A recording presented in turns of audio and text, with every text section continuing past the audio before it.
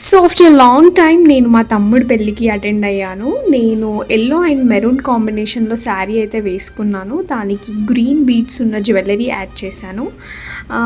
So నేను అది set అయిందా అవ్వలేదా అని చెల్లిని అడుగుతున్నాను. సెట్ అయిందా అయితే మీరు కమెంట్ సెక్షన్లో నేను ఎలా ఉంది ఏంటి అని చెప్పేసి కమెంట్ చేయండి.